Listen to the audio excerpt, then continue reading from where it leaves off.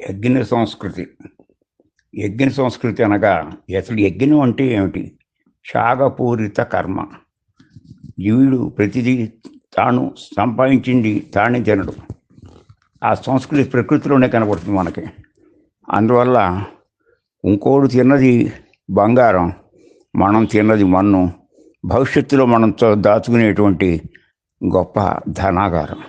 ఈ యజ్ఞ సంస్కృతికి ఆదర్శంగా మొట్టమొదట సీతారామ కళ్యాణంలో చూస్తాం. సీత అయోనియ యజ్ఞభూమి కోసమే తండ్రి జనక మహారాజు దిగితే లభించినటువంటి కన్యారత్నం. అంతకన్నా అందగత్తె లేదని చెప్పి తెలిసి ఆమెకు సీత అని పేరు పెట్టారు.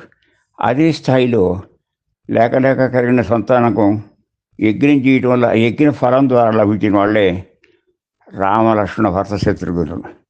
అవతారం చెడును తురిమి మంచిని ప్రోత్సహించాలి, ఎప్పుడు భూమి సస్యశ్యామలంగా ఉండాలి అనేటువంటి యాజమాన్యం కలిగినటువంటి వాళ్ళు సీతారామచంద్రులు.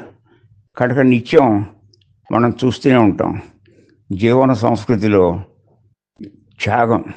త్యాగం అంటే ఏమిటి? త్యాగం అంటే భోగం కాదు. మీరు చూడండి, కేవలం సృష్టించి చేతులు దులుపు కూర్చోలా బ్రహ్మ కానీ విష్ణు కానీ మహేశ్వరుడు కానీ వాళ్ళ బాగోగులు చూడటం కోసం మళ్ళా దశావతారాలు ఎత్తాడు. ఎందుకంటే విషయాల్ని సజావుగా సాగేటట్టుగా చూడటమే విష్ణుమూర్తి యొక్క లక్షణం. విష్ణువు ఎక్కడ లేడు? అంతర్బహిష్ఠిత సర్వం వ్యాప్య నారాయణ స్థిత. ఇంట బయట ఎక్కడ పడితే అక్కడ. ఇదే ప్రహ్లాద ఆయన తండ్రి లక్ష్మీనరసింహ కరావలంలో కనబడుతుంది మనకి. సంసారం అనేటువంటిది చాలా ఘోరం, ఏ క్షణాన్ని ఏం జరుగుతుందో తెలియదు. అందువల్ల ఆ నరసింహస్వామి ఆ యొక్క ప్రహ్లాదుడి ద్వారా ఉన్నాడు లేడు అనేది కాకుండా తండ్రి వాదాన్ని అస్థి నాస్తి వాదం. ఉన్నాడని ఈయన, లేడని ఆయన, ఎక్కడ లేడు. అందువల్ల భగవత్ తత్పరతతో ఏదైనా ఈశ్వర అర్పణ బుద్ధితో చేస్తే అన్నీ కలిసి వస్తాయి.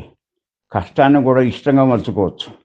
ఆ ఇష్టంగా మలుచుకోవటం ఇదన్నా మామ ఇది నాది కాదు అనే భావానికి భాష కాకుండా దాన్ని చెయ్యాలి. దానికి ఉపకరించేది సేవ, సేవకు ఉపకరించేది ప్రేమ. ఈ యజ్ఞ సంస్కృతి గురించి లోతుగా పెద్దలు చెప్పే విషయాలు అవగాహన చేసుకుని ఆస్వాదిస్తారని ఆనందిస్తున్నాను.